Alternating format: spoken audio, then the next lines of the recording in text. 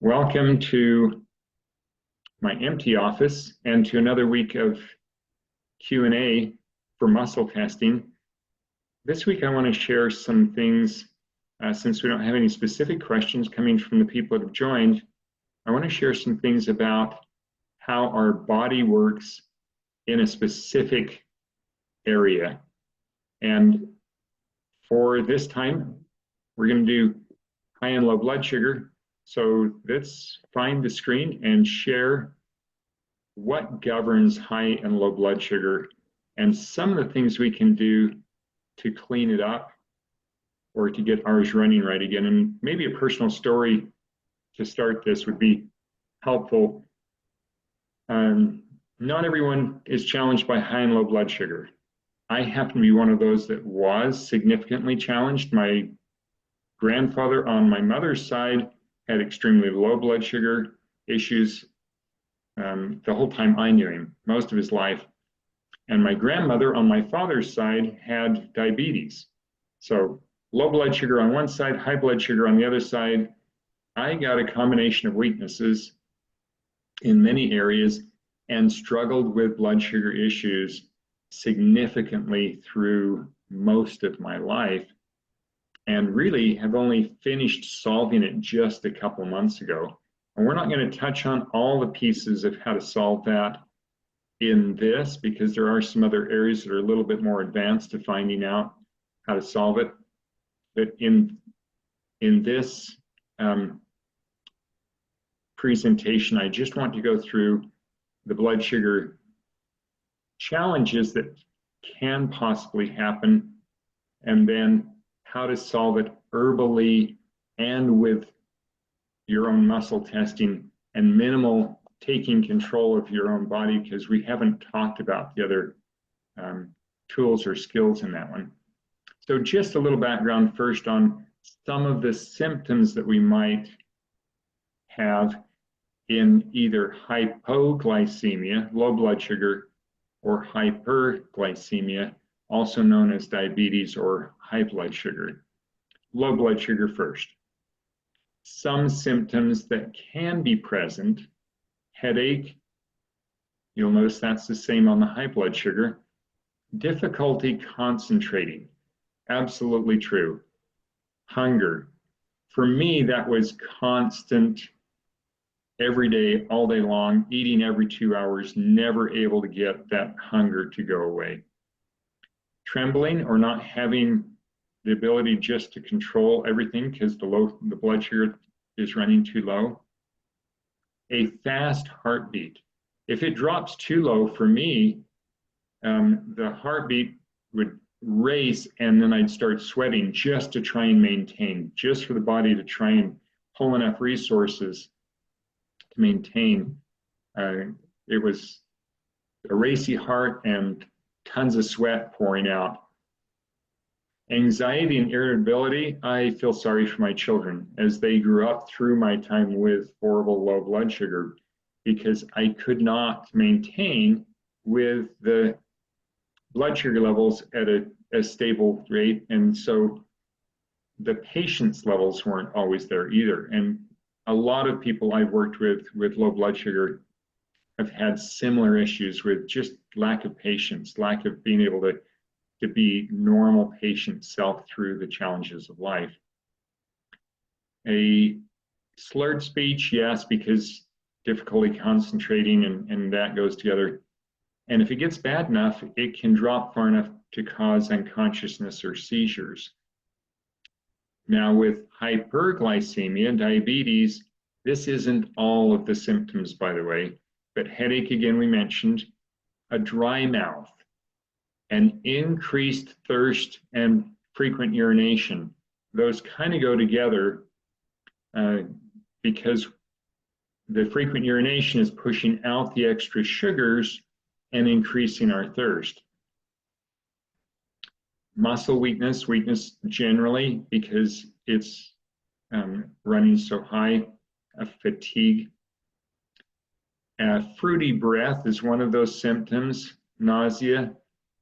If it goes on too long, and I don't have this listed, it actually will create a couple of long-term body damage issues in the eyes taking part of that hit, blindness at the end result, and then the neurological system being hit very hard.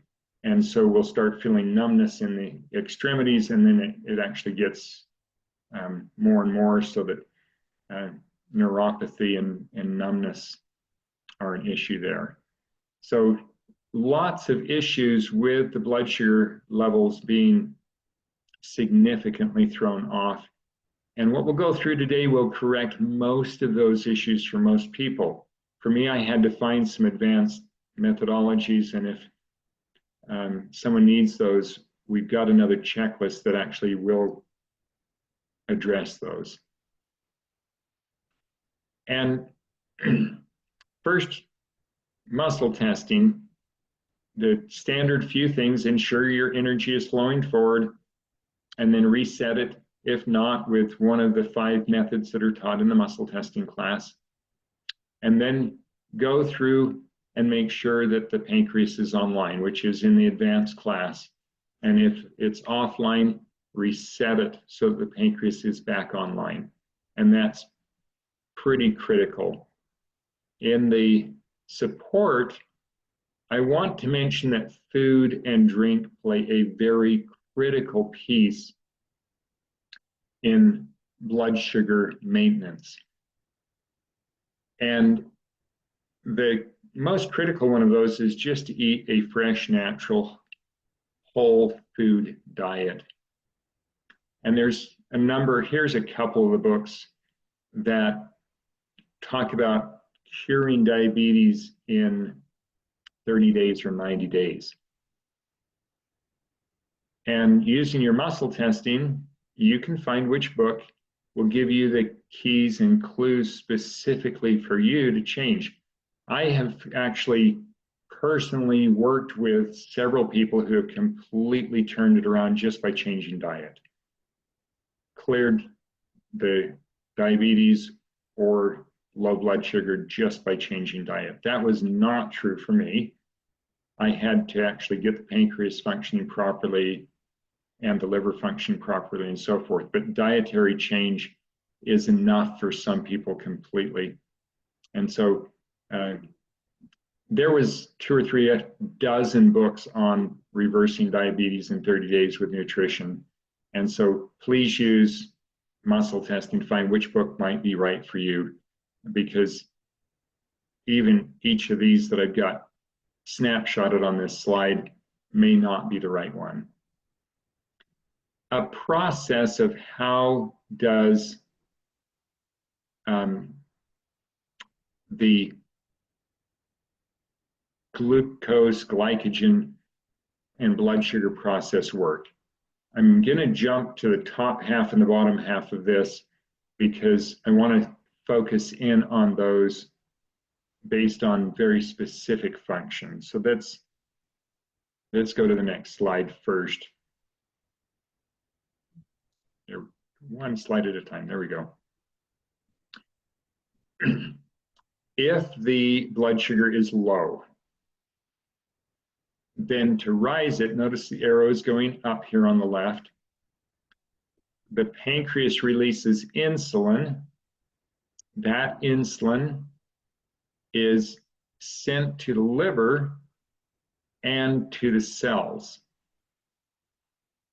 And by sending insulin out into the body, the liver takes up glucose, stores it as glycogen. The cells take up glucose, and by storing all of those in the liver and in the cells, then it lowers the blood sugar in the sugar in the blood, the glucose level specifically in the blood. And so we have it drop. Part of the challenge with the typical method of taking care of managing blood sugar is that people carry candy with them. Well, candy is a very quick release. It throws sugar into the blood.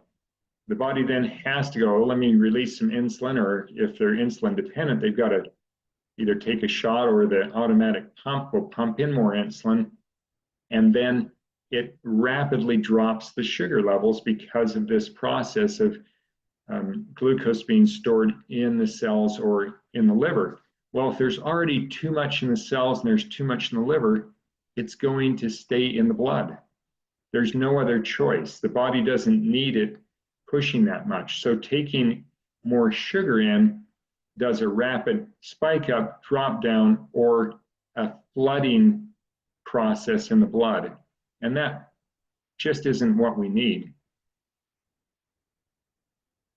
The bottom half of that, if it's working properly, and that's why the advanced one actually tests, is the glucose function of the pancreas working properly, is the insulin function of the pancreas working properly, and is the enzyme function, the pancreatic enzyme function working properly, because the pancreas does multiple things there. And so the pancreas then, if the blood sugar's too low, the pancreas, or to store glycogen, releases glycogen from the pancreas. The liver breaks down glycogen into glucose, releases it into the bloodstream, and raises the blood sugar. So it's kind of a back and forth process. How do we manage that in the food that we eat? By eating foods that are whole food, back to this, fresh, whole food in its whole state. It's slow release of sugars and throughout the whole day, and then it maintains through the whole day.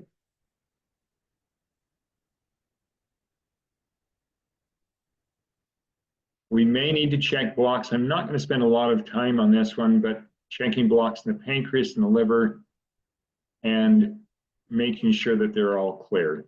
That's really advanced for the other process. I want to spend a little time instead on looking at the formulas. And as you know, I focus on Dr. Christopher's formulas.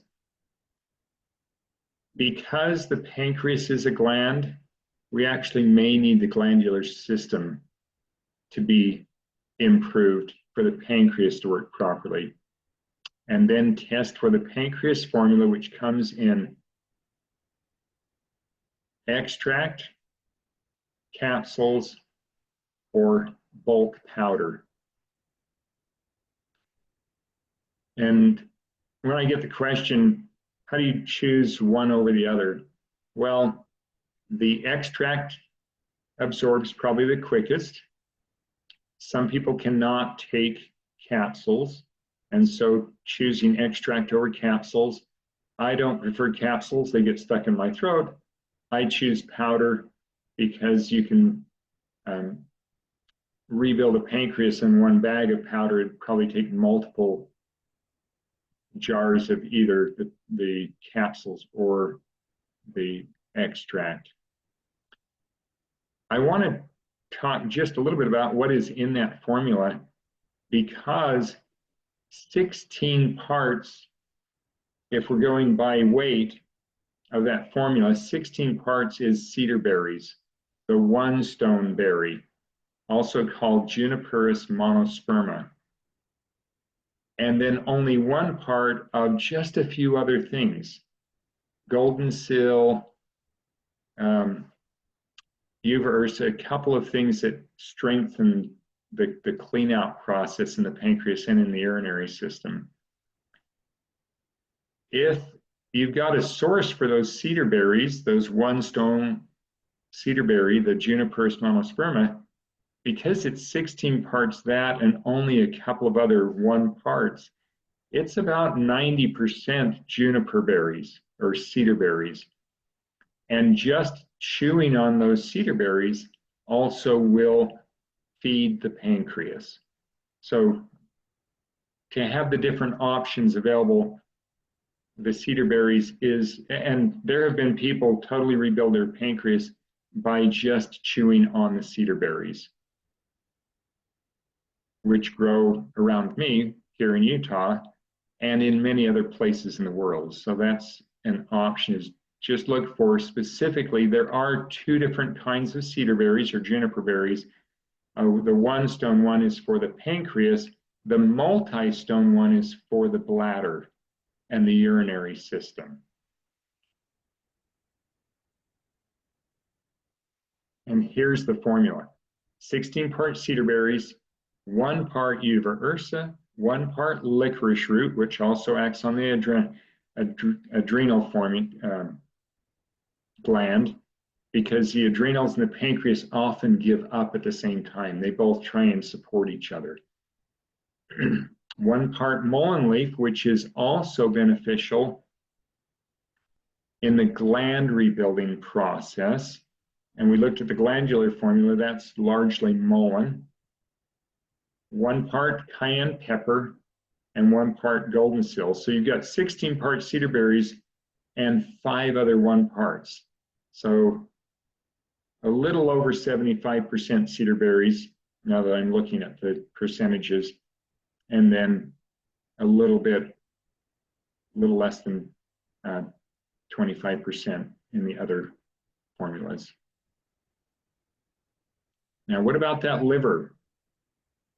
As you saw in the interaction there, the glycogen is stored in the cell, and also the major storage is in the liver. So milk thistle seed is something we can muscle test for. Dr. Christopher's liver and gallbladder formula that comes in capsules, tincture, and also bulk powder. But in the bulk powder, it's not called liver and gallbladder formula. It's called Barberry LG. The LG stands for liver and gallbladder, but the barberry is the primary part of that formula. For people who have a significant gallbladder issue that's slowing down the liver, the castor oil hot fermentation may be needed. And then notice that dandelion root and chicory root is also a liver cleanser, strengthener, as singles along with the milk thistle seeds. So you've got some other singles there and some formulas that are possible to be muscle tested against to find your unique need. We mentioned the adrenals. They're addressed a little bit in the pancreas formula with the licorice root. Some of us need to rebuild the adrenals completely using the glandular system formula and the adrenal rebuild. I didn't show it on here, but the adrenal formula also comes in a bulk formula called adrenatone. Here shown as adrenatone. Kava kava helps with the adrenals. And the adaptogens that help with the adrenals are American ginseng, ashwagandha, Asian ginseng, cordyceps, eleuthero, holy basil, licorice root, rhodiola, and schizandra. And you can muscle test to see if any of those would be helpful for you individually. That is it for the herbal rebuild process of the formula.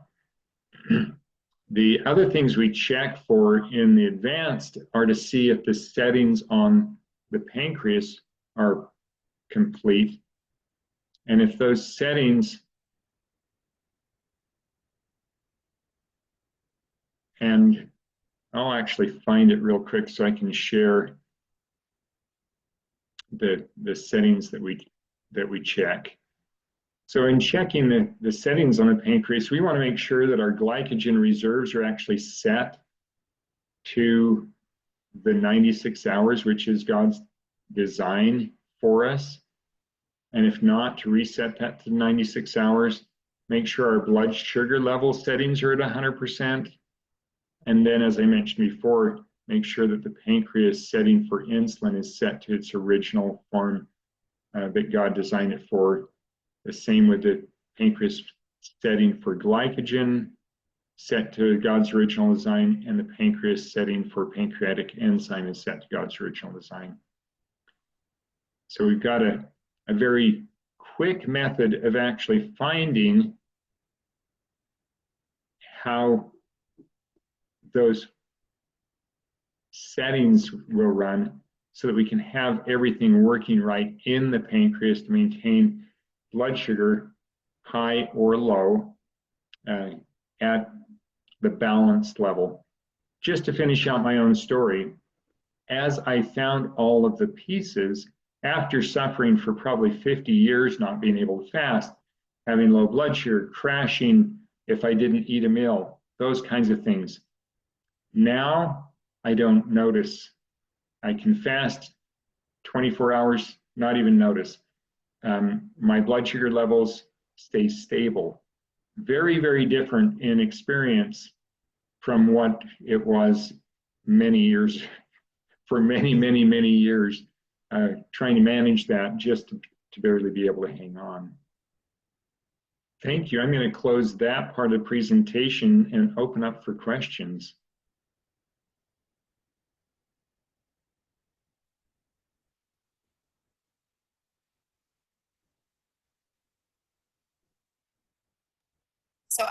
So as you know, I've struggled with this, and I keep muscle testing myself, which I'm gaining confidence in, but I'm finding that I don't, as we've gone through different things on this one, I've been testing for, is this a problem anymore? And it's coming up that it's strong. And so is this something that once you fix it, you have to keep stressing about it for the rest of your life? Or it just, No, and Amber, the other piece that I did not mention there, and thank you for mentioning that. Um,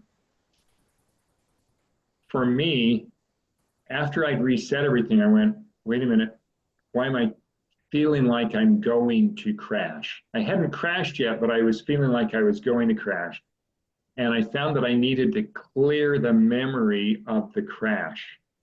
And so that so that it didn't come up again as oh, I'm getting to that stage. I'm going to crash again. So yeah. thanks for asking that question. It's once I cleared the memory of the crash and reminded it once that I'm not going to crash, it's been months now and no issues at all. So yeah, very good point.